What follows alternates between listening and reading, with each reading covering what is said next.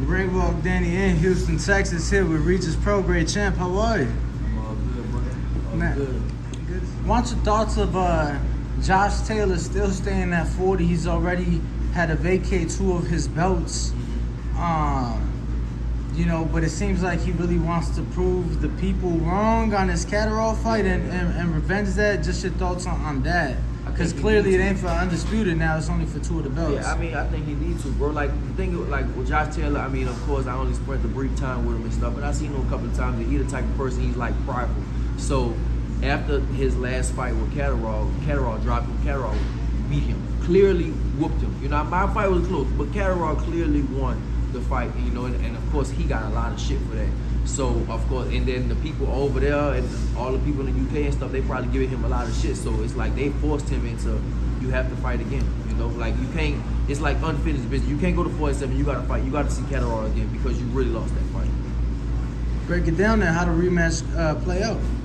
Oh, man, I feel like Josh Taylor definitely going to come in more motivated for sure. And when he did fight in Scotland, and I'm not gonna lie, that hometown shit, it's hard, bro. I'm not even gonna lie.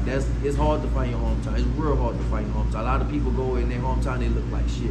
I talked to Jared Hurd about it. He did. When I fought in New Orleans, my first big fight in New Orleans, I felt like shit. I felt like that was my worst fight. He lost it at home. Yeah, he lost. And if I'm not mistaken, so it was J-Rock that beat him, and I want to say it was J-Rock that lost in Philly. To Rosario, yeah. And that was a hometown for him. Right, so. that's what I'm saying. That hometown shit is hard, bro, Right. because you got so much pressure. Everybody you ever knew is gonna be at this fight. You know what I'm saying? You talking about your elementary principal, like so then everybody. that's Ramirez's excuse against Zepeda, right? If that's no, but he fought a bunch of times at home. Maybe, but Ramirez always fought out there in Fresno, so you get warmed up. You should be able to warm up and get used to it. You know. You know, I gotta ask, man, what's your thoughts on Rick Mirigian? Man, he a good ass manager, bro. I ain't gonna lie, he a real good manager, bro. He do his job. You know, he really do his job.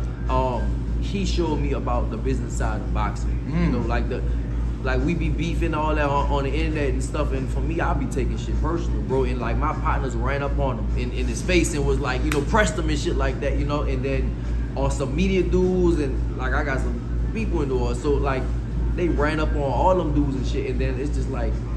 You know, he was like, man, I love Regis and all this. And he was like, bro, like, you was just online talking so much shit. So that just showed, like, the business side of boxing. But Rick, I mean, I feel like he's a good manager, you know, but I got to see his fighter now.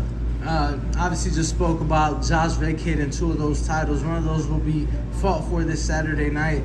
Albert Puello versus Akhmedov. I didn't even know this fight you said. Okay. I didn't even know that. Yeah, so that's on the undercard of now Figueroa versus Lipinets. Okay. So that's a Showtime co-main event, the Puello versus Akhmedov fight. Right. Are you familiar with either one of them? Nah. I mean, I saw Puello.